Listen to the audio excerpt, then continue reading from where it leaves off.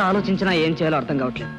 ఎంత ప్రయత్నించినా ప్రతి ఆఫీసులో నో వేకెన్సీ అన్నమాట. అయితే నేను కూడా నో వేకెన్సీ చెప్పే వరకు ఇలాగే తిరుగుతారన్నమాట. రేఖ, హాస్యాన్ని కూడా మాట అనొద్దు. జీవితంలో ఏం పోగొట్టుకున్నా నిన్ను మాత్రం పోగొట్టుకోలేదు. నేను అంతేనని మీకు తెలుసుగా. కాకపోతే ఈ ఉద్యోగ ప్రయత్నంలో ఇంకా ఎన్నాళ్ళు మన పెళ్లికి వాయిదా వేస్తారు? వాయిదా వేడ నాకు మాత్రం సరదానా?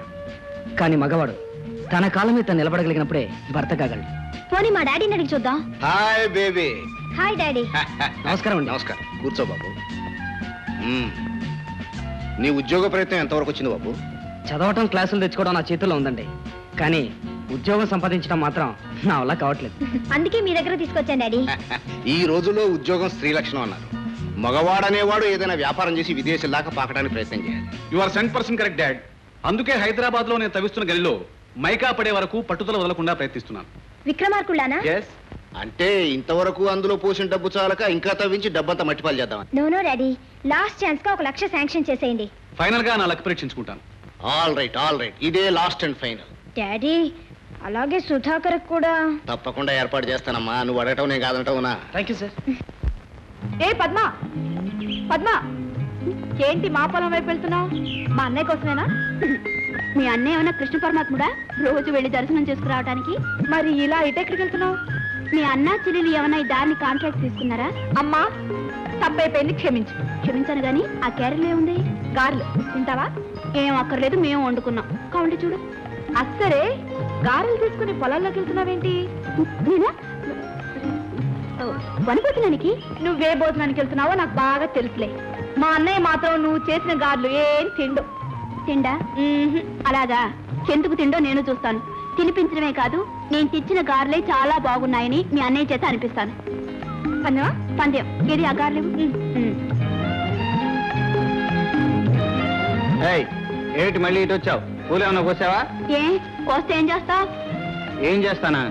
పూలు పెట్టుకోవడానికి వీలు లేకుండా నీ జర కోసేస్తాను. సరే, ఏదో పెద్ద ఆవిడ అడిగింది కదా బాగుంటదని నీ కోసం మీ అమ్మగారు చేసిన గారెలు తీసుకొచ్చాను. నువ్వేమో అది కోస్తాను ఇది కోస్తాను అంటున్నావు. సరే పో. అగాగు, మా అమ్మంత ప్రేమగా పంపిస్తే తిక్కి తీసుకెళ్తావా? నిన్నేమన్నా ఇటు? నేనే పెడతాను. సరే, మంచి ఆకలి మీద ఉన్నాను రాని. మీకు గారెలు అంటే చాలా ఇష్టమా? గారెలే కాదు, మా అమ్ముండి నువ్వు ఏమైనా సరే ఇష్టమే. ఆహా, ఒక్కొక్క చేతి మహత్యం అనుకో. మా అమ్ముడిని గారెలు ఎంత రుచిగా ఉన్నాయో చూసావా? నువ్వు కూడా తిను. ఎందుకలా నవ్వుతావు? ఇప్పుడు మీరు తినేవి మీ అమ్మగారు చేసినవి కాదు, నేను చేసింది. ఇదిగో మీ అమ్మగారు చేసిన గారెలు. అదే ఏమిట్రా మాదిరిగా ఉన్నాయనుకున్నాను. ఇదన్నమాట అసలు కథ.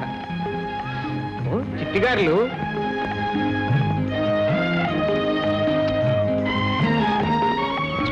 ఎమ రుచిగా ఉన్నాయి. నూనె ఉన్నాయి. ఎందుకు?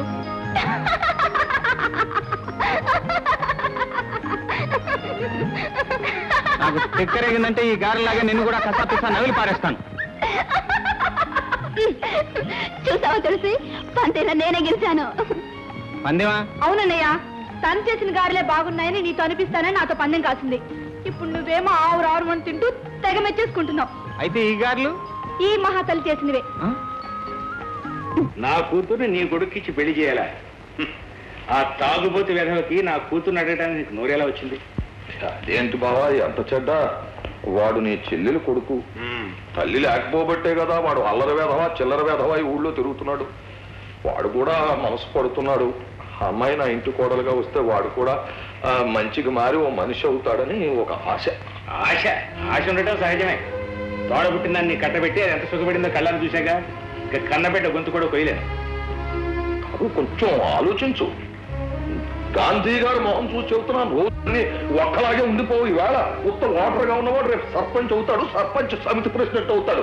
అయ్యే రోజు తిరగబడితే ఆ సమితి ప్రెసిడెంట్ గారు కనీసం ఓటర్ కూడా కాదు, ఓటర్ లిస్ట్ లో పేరు ఉండదు. సర్లేవయ్యా, ఉపన్యాసం నువ్వు వెళ్ళి అక్కడికి వెళ్ళవయ్యా. నీకు వెళ్తాను, కానీ కొంచెం ఆలోచించు. చాలా ఆలోచించి చెప్పాను. పొమ్మంటున్నాగా. సరే వెళ్తాను, ఆలోచించు.